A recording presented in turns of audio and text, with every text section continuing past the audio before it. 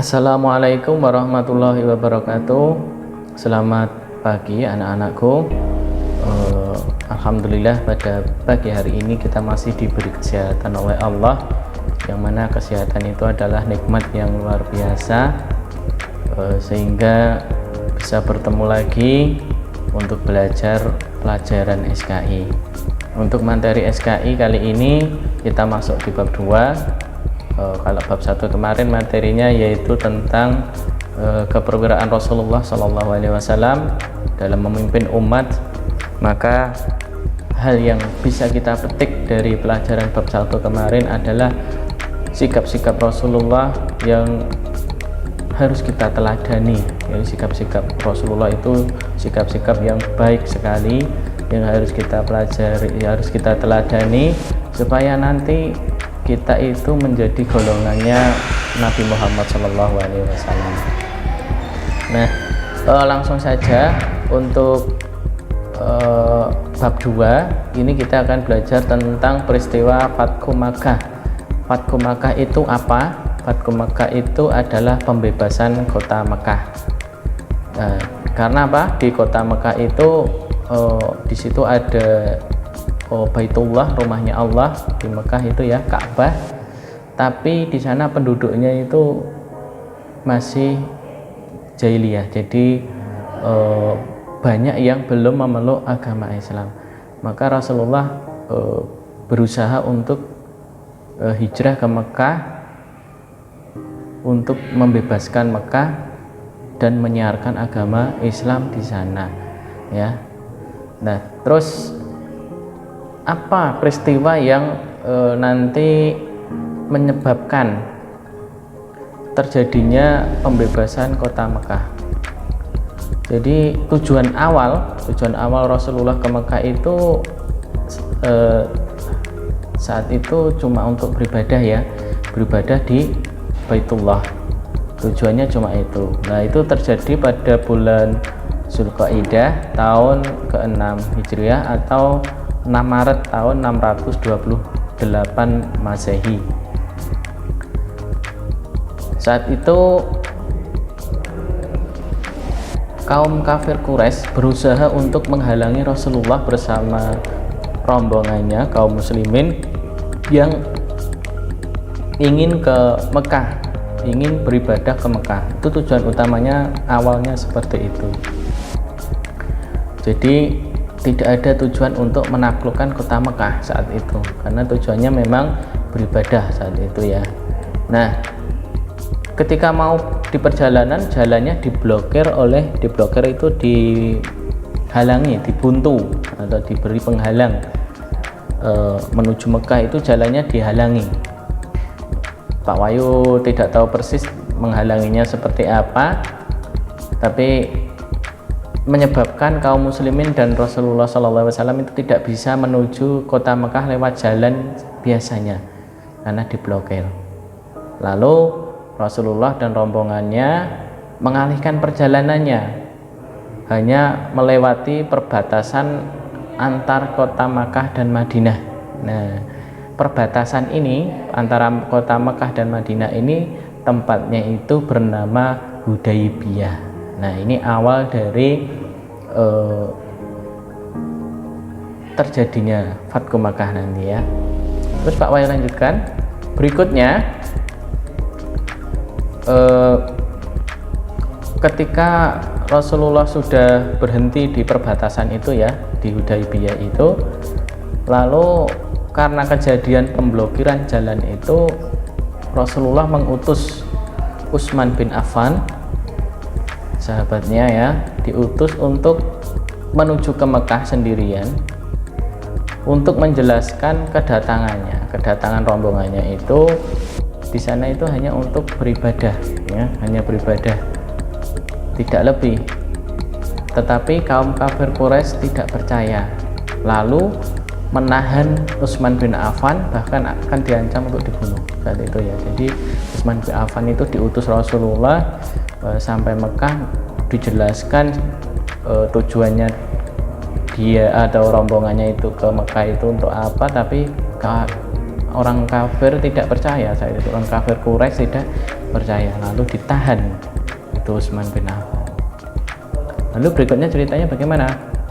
Berikutnya kaum muslimin mendengar Utsman bin Affan tidak kembali, berarti ini ditahan, dan mendengar juga Utsman bin Affan itu juga akan dibunuh. Maka pada saat itu kaum muslimin melakukan sumpah setia. Sumpah setia kepada siapa? Sumpah setia kepada Nabi Muhammad SAW, yang mana kegiatan itu terjadi di bawah sebuah pohon. Nah itu sumpahnya apa? Kaum muslimin saat itu sumpahnya tekad berkorban jiwa dan raga dalam menghadapi kaum kafir Quraisy. Nah, karena misalkan Utsman bin Affan itu tidak dilepas dan bahkan atau dibunuh, berarti itu akan memicu perperangan saat itu ya.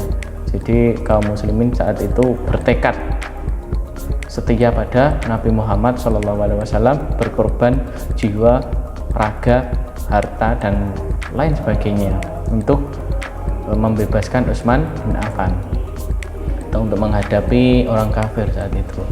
Nah, peristiwa sumpah setia Rasulullah, sumpah setia kaum muslimin kepada Nabi Muhammad SAW ini disebut istilahnya yaitu bai'atur ridwan. bai'atur ridwan ya, istilahnya itu bai'at berarti dia bertekad atau bersumpah. Bai'atur ridwan namanya ya, diingat ya. Apa itu bai'atur ridwan? Adalah sumpah kaum muslimin kepada Rasulullah, sumpah setia untuk berkorban jiwa dan raga. Berikutnya mendengar kaum muslimin itu melakukan sumpah setia kepada Nabi Muhammad SAW, ada kaum kafir Quraisy itu yang mendengarnya dan melihatnya saat itu, mungkin dari kejauhan atau dari mana gitu kan. Ada yang mendengarnya dan ada yang melihatnya, lalu dilaporkan kepada pimpinannya di Mekah. Lalu mereka pada ketakutan karena apa?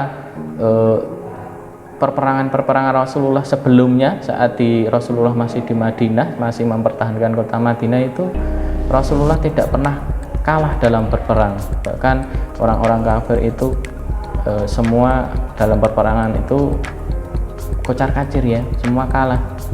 Walaupun di perang Uhud kemarin ceritanya itu umat Islam itu mengalami kekalahan, sebenarnya tidak.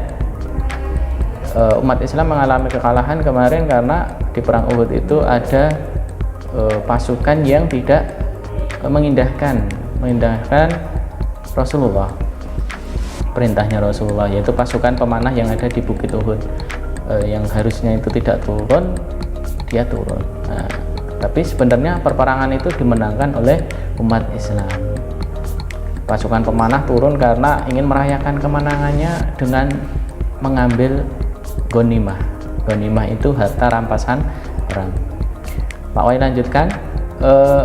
Karena kaum kafir Quraisy itu sangat ketakutan, takut kalau nanti kota Mekah itu diserang habis-habisan oleh Rasulullah. Padahal sebenarnya tidak. Rasulullah itu tidak menginginkan pertumpahan darah ya, tidak menginginkan pertumpahan darah, tapi ingin sebuah perdamaian. Akhirnya Utsman bin Affan dilepaskan saat itu karena takut. Orang kafir Quraisy itu ketakutan, terus Utsman bin Affan dilepaskan, tidak jadi dibunuh, dan mengutus Suhail bin Amr. Suhail bin Amr itu ya orang kafir yang diutus oleh pimpinannya untuk membuat perjanjian damai, perjanjian damai yang dikenal dengan perjanjian Hudaybiyah ya.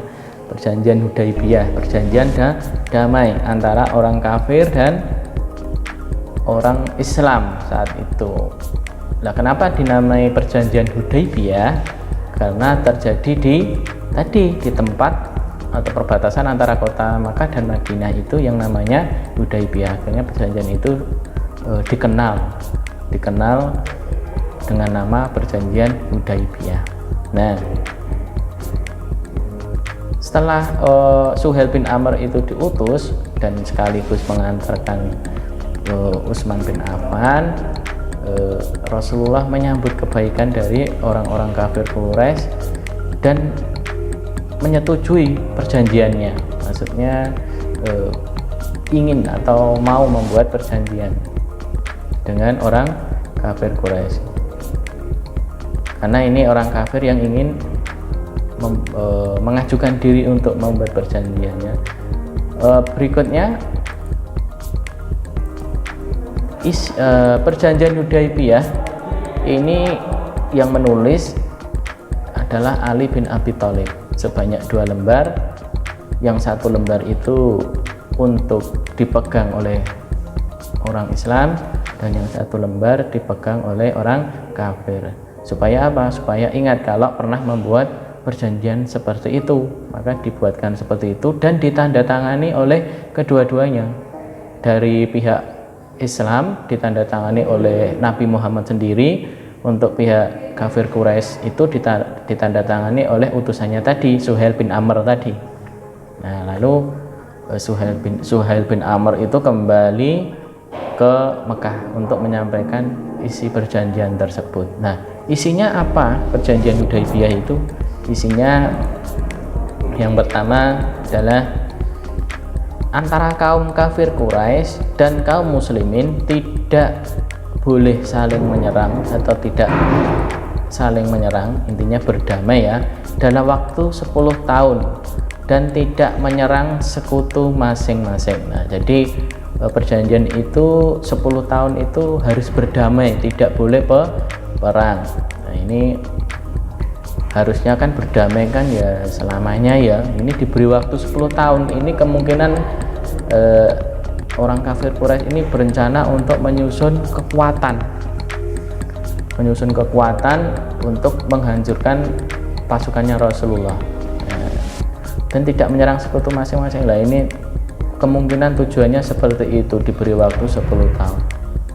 Tapi hasilnya nanti tidak seperti apa yang direncanakan oleh orang kaum kafir Quraisy ya. Tentunya rencana Allah itu lebih baik. Isinya yang kedua, umat Islam tidak boleh berhaji pada tahun ini, maksudnya pada tahun 7 Hijriah, pada saat perjanjian itu dimulai, tidak boleh melakukan haji, atau tahun 628 ya, tidak boleh haji, tapi diperbolehkan haji nanti pada tahun berikutnya, yaitu tahun 8 Hijriah atau 629 Masehi. Jadi ketika berhaji atau umrah juga tidak boleh membawa senjata, terus tidak boleh tinggal di Mekah selama 3 hari.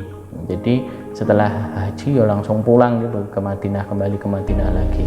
Nah, ini Rasulullah juga menyetujui, padahal ini kan merugikan ya, hajinya kok dipending. Kenapa?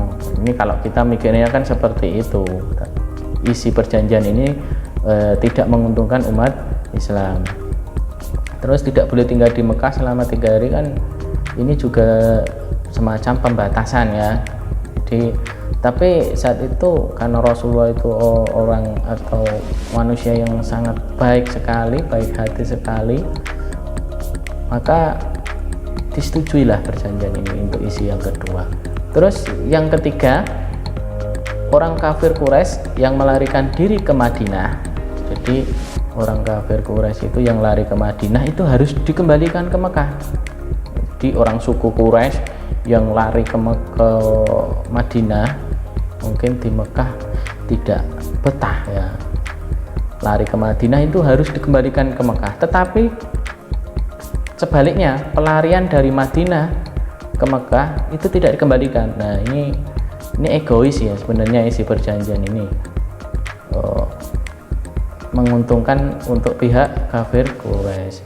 Ini tujuannya apa? Tujuannya ya biar kekuatannya orang kafir ini besar saat itu. Tujuannya perjanjian ini. Tapi apa yang dilakukan Rasulullah? Rasulullah menyetujuinya, tidak apa-apa. Berikutnya, semua kabilah Arab bebas bersekutu dengan kaum muslimin atau kaum Quraisy. Kabilah itu semacam suku ya, jadi suku-suku di Arab itu bebas untuk bersekutu, itu bekerja sama ya, bekerja sama dengan salah satu pihak. Nah, ini boleh bekerja sama atau bersekutu dengan kaum muslimin ataupun dengan kaum Quraisy. Kabilah yang bersekutu dengan salah satu pihak, bersekutu dengan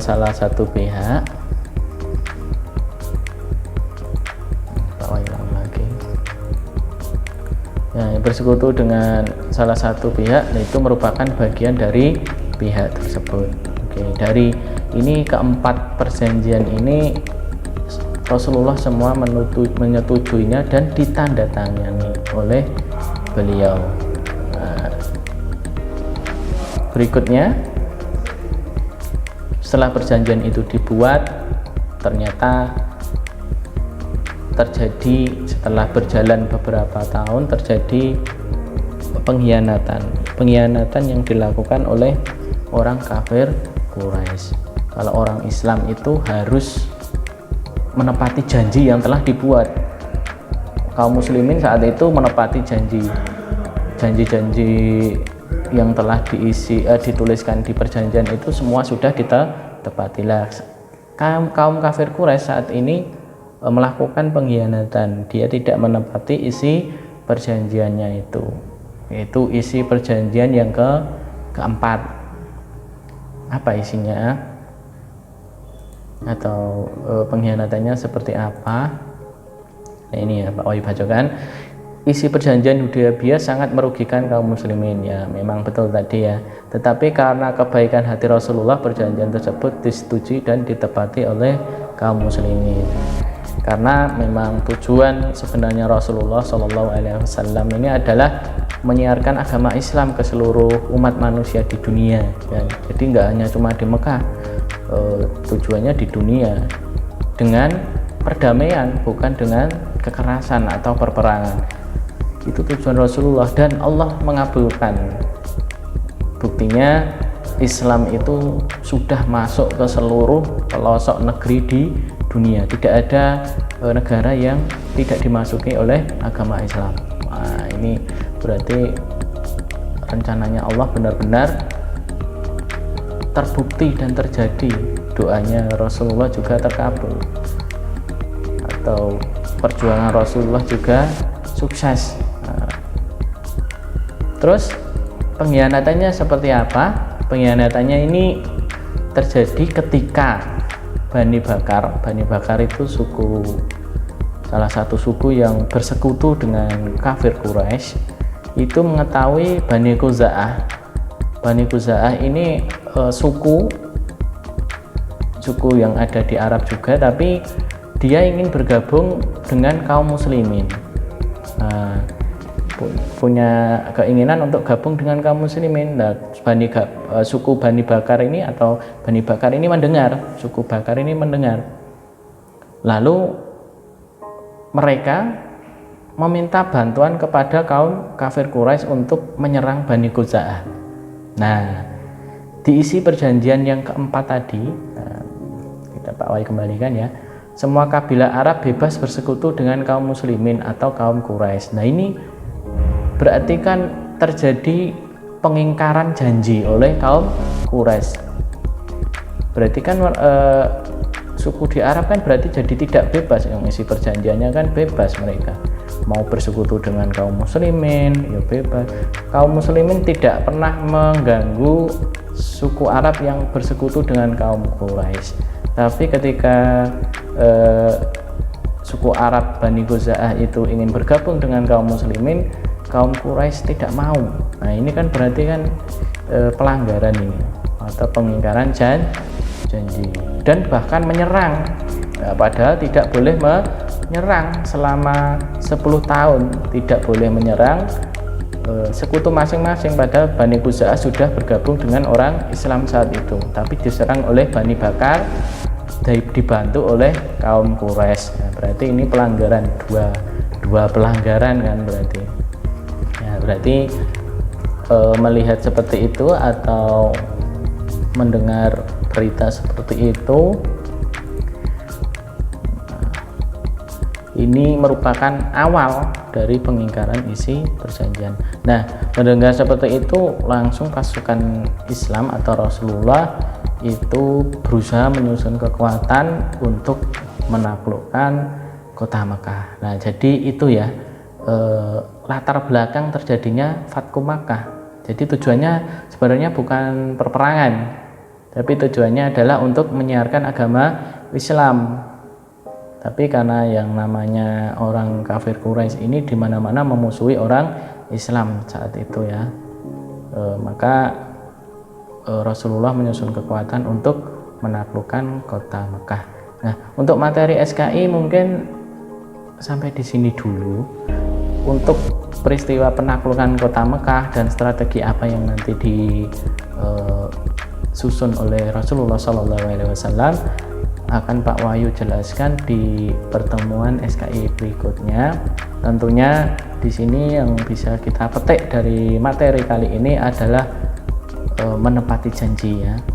Jika kamu punya janji dengan orang lain, dengan temanmu, dengan orang tuamu, dengan gurumu, atau dengan siapapun, maka orang Islam yang baik itu adalah menepati janji tersebut, sama kayak yang diceritakan tadi.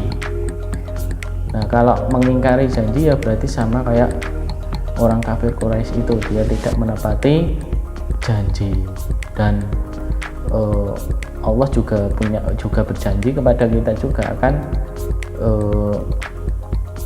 memasukkan kita ke surganya ketika kita menjadi orang yang soleh dan solehah. Nah, maka janji Allah itu pasti akan ditepati. Sama kita sebagai hambanya, sebagai makhluknya, jika kita berjanji harus juga ditepati. Makanya jangan gampang untuk berjanji. Dijaga lisan kita, jangan mudah berjanji kalau tidak bisa menepati. Nah, apalagi bersumpah ya, itu lebih berat lagi kalau sumpah ya. Oke. Selamat belajar anak-anakku. Semoga kalian itu masih selalu diberi kesehatan oleh Allah dan diberi keselamatan oleh Allah. Kita saling mendoakan supaya kita ini selamat dunia dan akhirat. Mungkin itu dari Pak Wahyu. Sekian, wassalamualaikum warahmatullahi wabarakatuh.